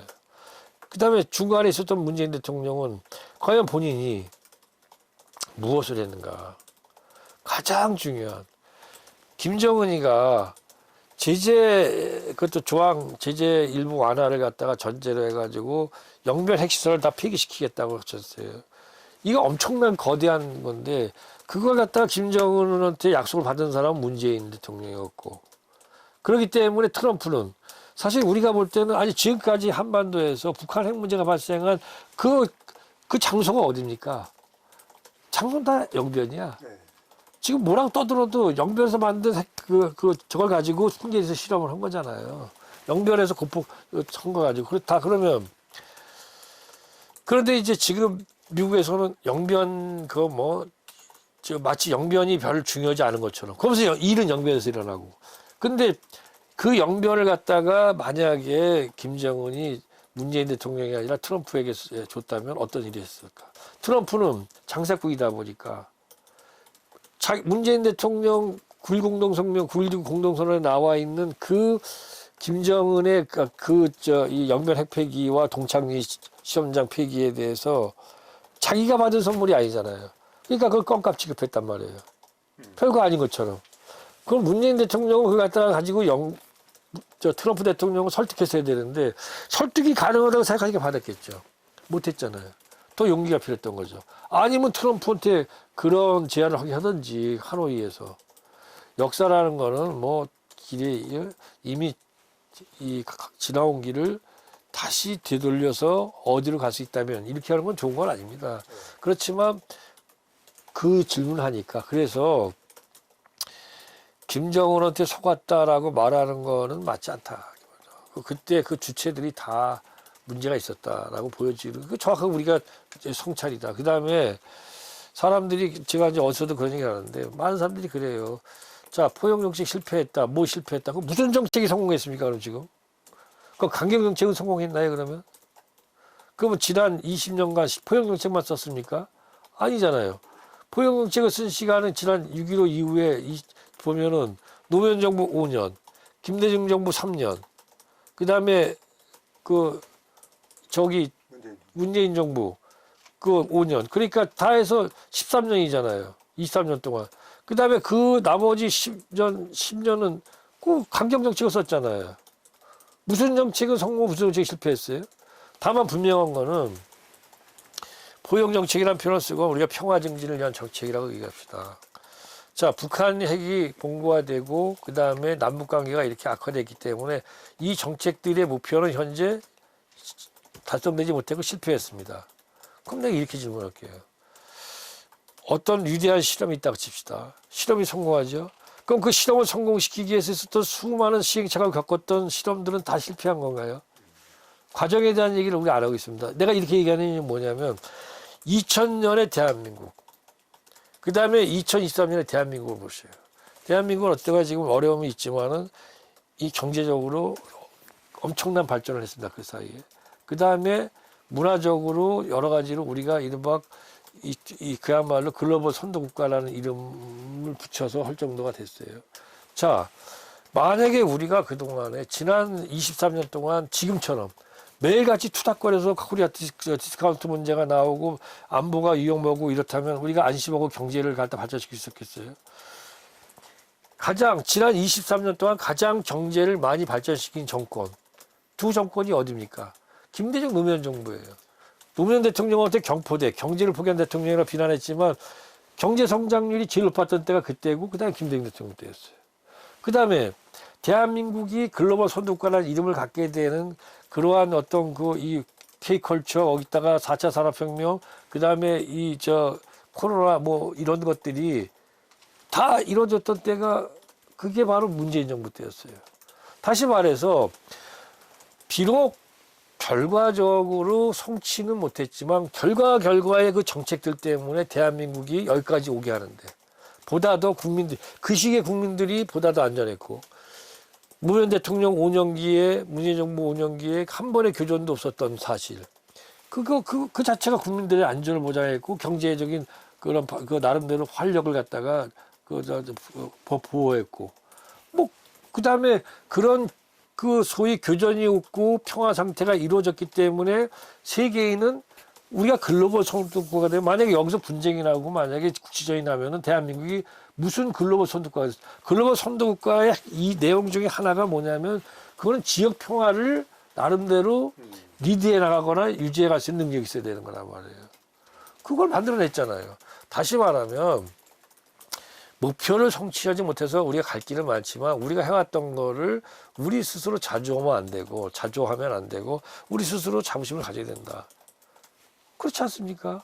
근데 그걸 갖다가 지금 이런 얘기는 약간 논리적이니까 들으면 알지만 그 자극적인 말들에 의해서 그 이제 뒤집혀지고 그러지만 난 그렇게 보지 않습니다. 마찬가지로 그때 그들 세 사람은 각자 자기가 이유가 있었는데 뭐 돌이켜 본다면은 결국은 트럼프가 가지고 있었던 우리가 그때 얘기했지만 트럼프가 갖고 있던 상인적인 현실 감각은 뛰어나지만 서색적인 문제의식은 없는 거예요. 김대중 대통령님 그 표현에 따르면. 그러니까 여기서 철학에서 걸린 거잖아요. 그러니까 지가 먹고 싶은 것만 먹고 남한테 상대의 어떤 그 반대급부를 주지 않고 문재인 대통령은 자기 자신이 생각했던 그런 길과 그다음에 중재의 노력이 있었어요. 중재의 어떤 구상이 있으면 미국과 싫은 소리가 듣기 싫다 하더라도 미국하고 얘기를 했어야 되는 거고 더 강하게 밀고 나고 남북 관계에서는 최소한의 약속은 지켰어야 되는데 그거 못했잖아요.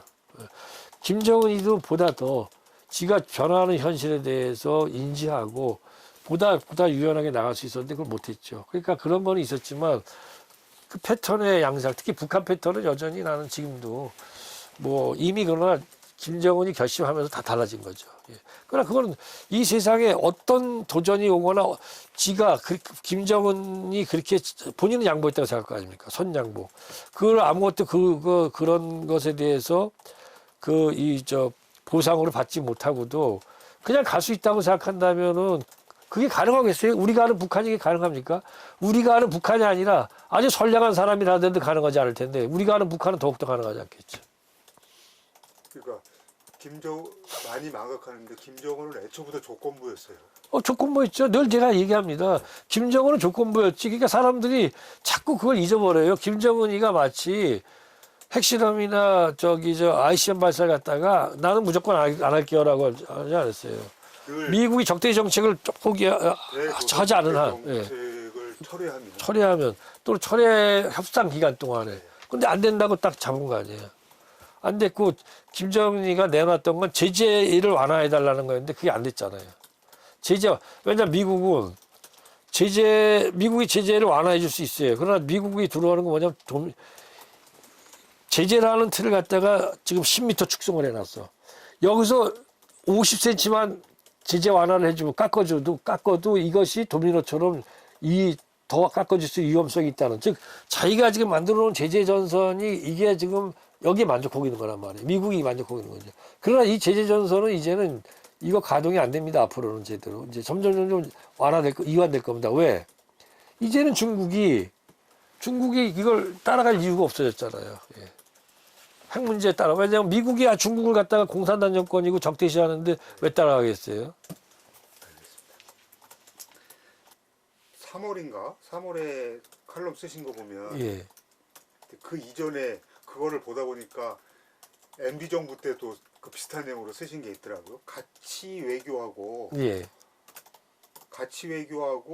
가치를 공유하는 거는 다른 거다. 그렇습니다. 가치 예. 동맹, 가치 공유하고 예. 가치를 공유하는 건 다른 거다. 그러니까 이렇게 정리를 해놓으신 게 있더라고요. 네.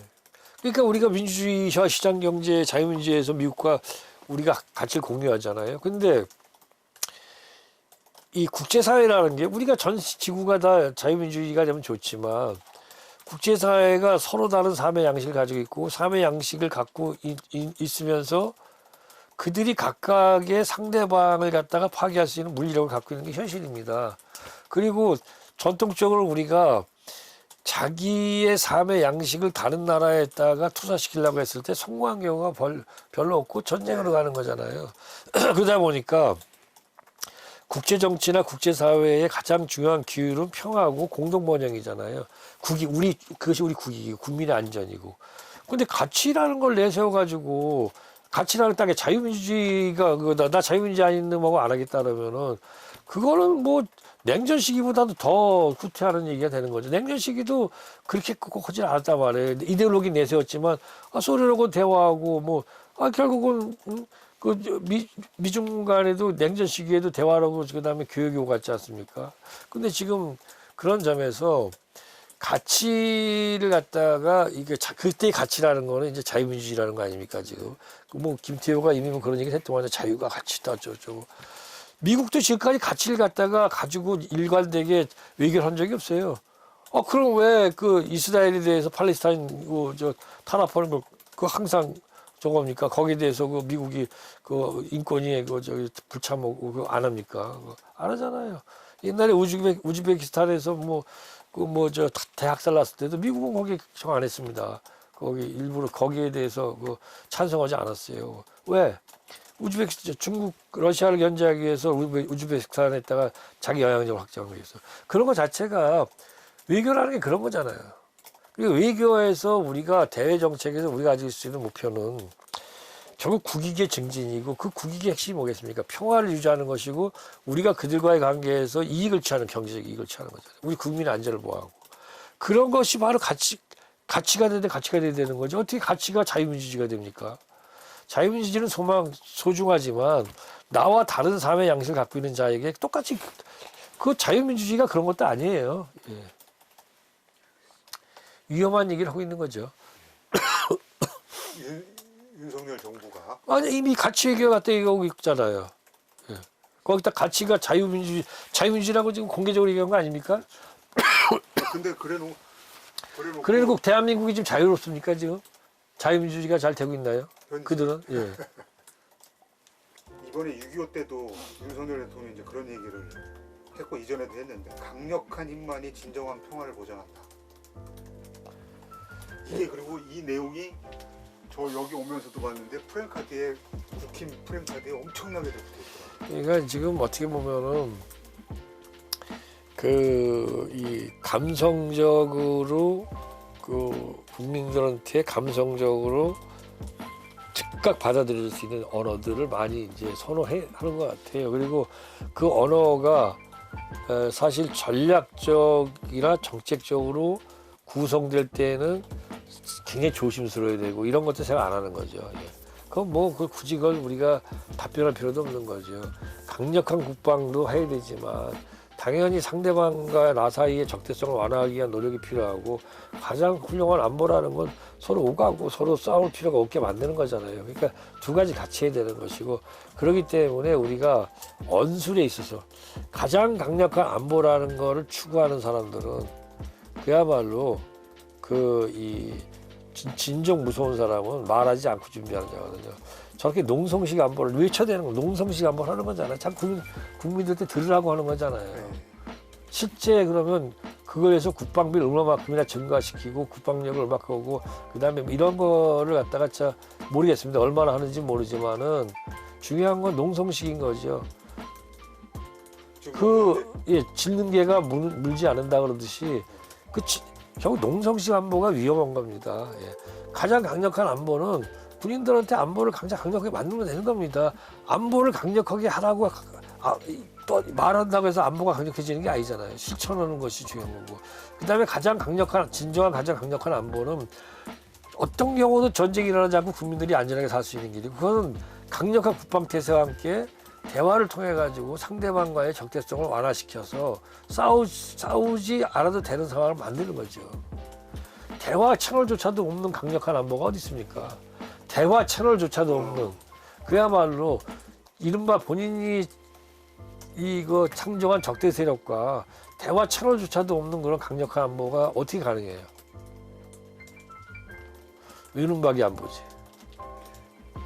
아까 농성식 안보라고. 농성식 안보죠 그게. 예. 전시 안보죠. 전시성 안보죠. 농성하는 거예요. 농성이 털고 보여주기식으로 하려는 거잖아요. 안보는 실사구시적으로 해야 되는 거죠. 결론적으로 외교안보에서 너무 당연한 얘기지만 제일 중요한 거는 자기중심성. 자기중심성이죠. 예. 그게 자기중심성이라는 거는 그렇게 생각하는 것만이 아니라 그렇게 생각한다면 그런 계획을 가지고 그걸 실행을 하기 위해서 실행을 한다고 다 됩니까? 안 되죠. 그렇지만 최대한 노력을 했을 때 거기서부터 절충점이 찾아지고 상대국가와 우리 동맹 관계도 절충점이 찾아지고 균형점이 찾아진다 이거죠.